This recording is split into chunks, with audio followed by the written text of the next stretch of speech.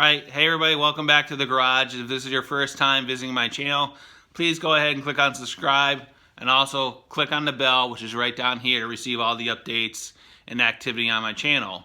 So what we're going to be doing today is we're going to be removing the rusted out axle on this two-place snowmobile trailer. In my previous video, we showed you what you need to do as far as annual inspection, really checking stuff out before you take the trailer down the road. So what we're going to do is we're going to go through the process and what you need to do. And after watching this video, you're going to realize it's fairly straightforward. Anybody can do this with some basic hand tools in a garage and a couple buddies or whatever. You can also do it by yourself. So with that being said, why don't we go ahead and get the project started, and we'll go to the first step. Alright, so the first thing you're going to do, and this is completely optional. For myself, I'm going to leave the sleds on the trailer, but if you want, you can take them off the trailer. But it really doesn't matter as far as being able to remove the axle. So the first thing you're going to want to do is you're going to get it underneath the trailer, and you're going to get it up on jack stands on four corners, front and back, and just enough to get the tire off the ground. Doesn't need to be off the ground by that much, because what we're going to do next is we're going to take the wheel off the axle anyway. So why don't we go ahead and do that, and we'll go on to the next step. Alright, so now that the wheel has been removed, essentially it gives us a better view of what we want to go after. So what there's two bolts, one there and one there, and they come in through the axle mount, through the frame rail, and up the top. You can try using a nut and bolt, or a ratchet and a socket on removing those. But more than likely, they're going to be frozen solid. So what we're going to do is we're going to use everybody's best friend. We're going to use an angle grinder to zip those off. And what we've done is we've taken the wheel and we've actually put it underneath the axle.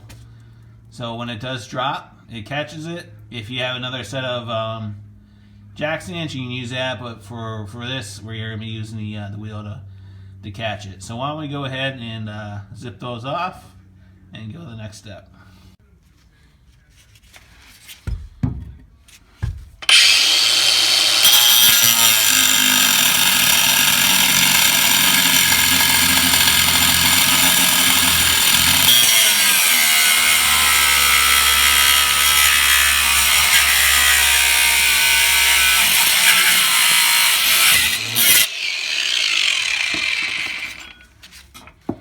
Alright, so after about 5 minutes with the angle grinder,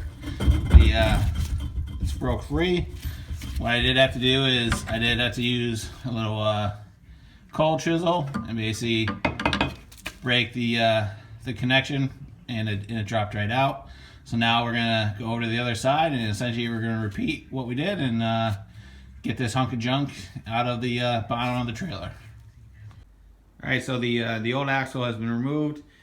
Didn't come out without a fight. When I went over to the left-hand side of the trailer, couldn't get the wheel off because the studs were spinning in the hub. So I actually had to take the whole hub and tire off just by removing the bearing buddy and the nut, and then the whole thing came off the spindle. So then what I did to get the tire off the hub is I just took an angle grinder and I grinded off the back of the studs off, and then I was able to punch it out.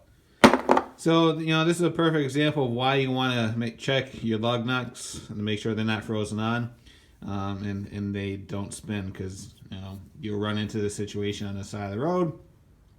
You can't get the you get a flat, and then you can't get the tire off because the studs are spinning in the hub. So you always want to check that and make sure you're good to go. So got the new axle here. It's all set to go. It's a Dexter axle. Comes with the bearing buddies and the lugs and everything else. So everything's good to go. So got all the hardware. Got the isolators. So what you want to do is, when you're measuring for the axle, what you want to do is measure from there's two dimensions that you're gonna need.